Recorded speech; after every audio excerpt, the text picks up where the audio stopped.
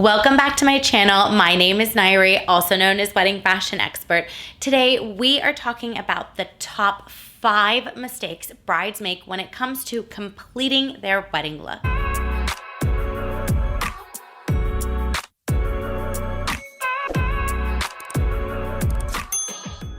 Before we dive into it, please be sure to subscribe to my channel, give this video a thumbs up, leave a comment below, let me know if there's anything you'd like me to create a video on for you.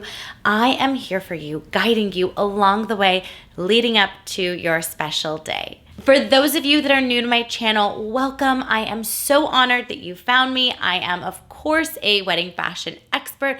I wear many different hats at LOVELLA Bridal, located in Los Angeles, California, completely and utterly in love and obsessed with what I get to do for a living. And I'm just so happy that you are here. I am here for you every step of the way. For daily content, please be sure to follow at LOVELLA Bridal, at LOVELLA Plus, and at Wedding Fashion Expert on Instagram. Top 5 wedding mistakes that I see brides make when it comes to their attire. Mistake number 1, making the decision for the dress or anything on wedding day based on the money. You have to understand that yes, money is valuable. I am not discounting how much you invest. I am not telling you to spend a lot of money. I'm not saying any of that. What I am saying is that if you are in between several looks or several items or 2 dresses, let's just hypothetically say you're in between 2 dresses, you love both of them, but you make the decision based on price versus the one that makes you feel more beautiful. 9 out of 10 brides who go with the cost first versus what they love on their body end up walking down the aisle in a gown that they don't love. So mistake number 1 that I see is brides compromising and depriving themselves of having the gown of their dreams because they want to save a dime or 2.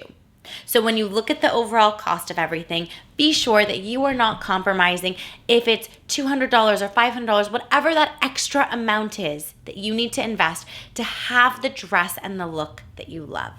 At the end of the day, it is one day that you have, and the day comes and goes so quickly.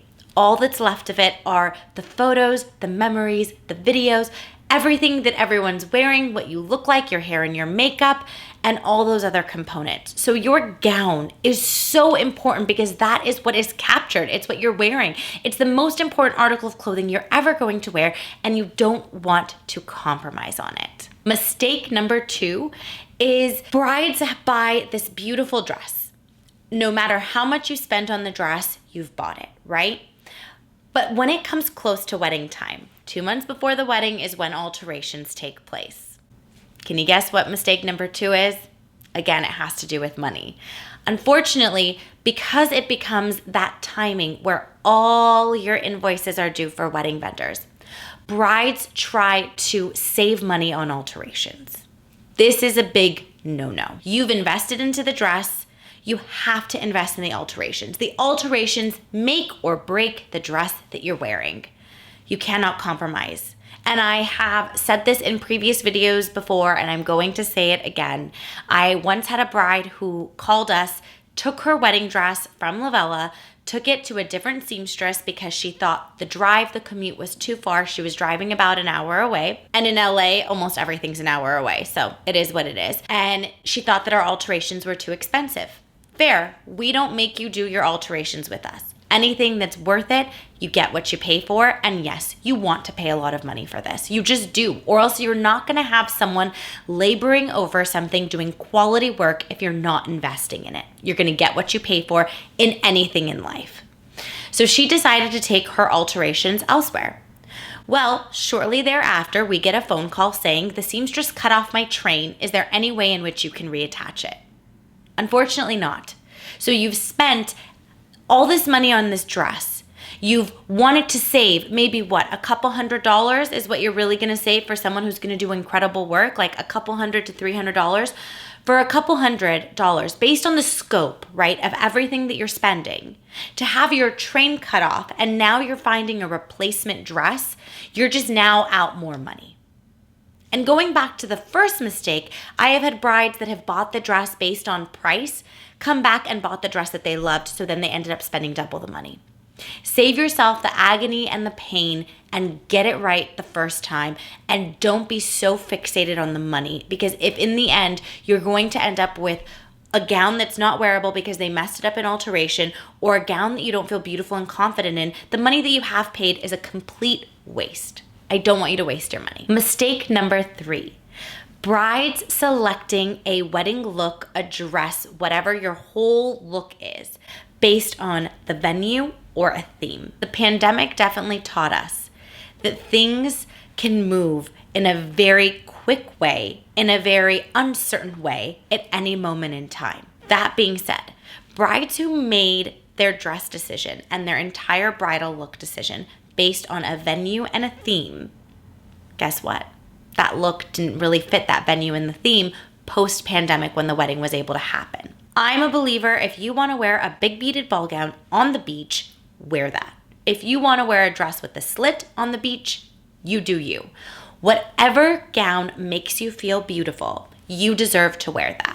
And I don't care where it is, what the theme is, what the venue looks like. I really don't. If you want to match it, great, you do you. But this is a big mistake that I've seen, because people are trying to match a theme, then they end up with something that doesn't even feel like them, or doesn't reflect them, or doesn't make them excited and feel beautiful and confident.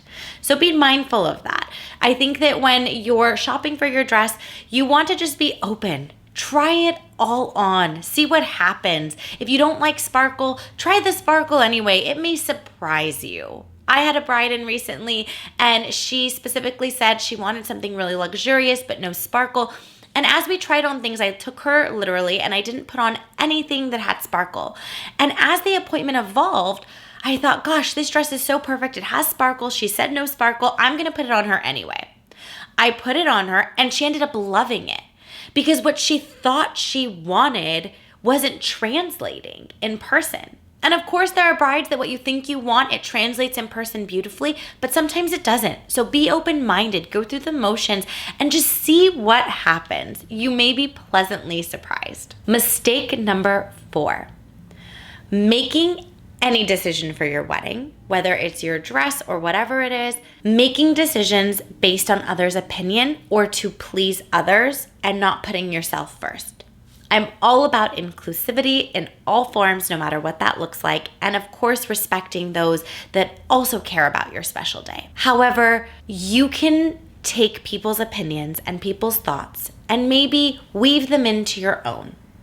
I see so many brides make decisions based on what other people want for them, whether it's a friend, a mom, an aunt, a dad, a fiance, whatever that person is to you. And they're so saddened and disappointed with their decisions because they made it based on what other people think and didn't take their own thoughts into consideration.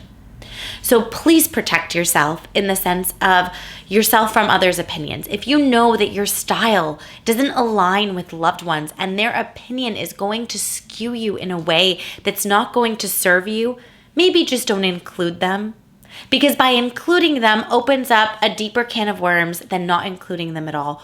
Or you know the relationship. Do what makes sense to preserve that relationship, but to also preserve your joy and happiness on this very special moment in your life. You deserve to have everything that you want and more. So be mindful of whose opinions you allow to penetrate and allow you to shape that decision that you're making for anything that you do. Last but not least, mistake number 5. This is something I see all the time. You have your dress, you've spent X amount of money on it, right? We already talked about compromising on alteration, starting to save money as you get closer to the wedding, and a lot of bills are due. This also goes to accessories. You can't have this beautiful gown and put it with not quality piece jewelry. I'm not saying that you have to go get diamonds and have this luxurious look. I'm not saying that. If you want that, you do you. I support it 100%.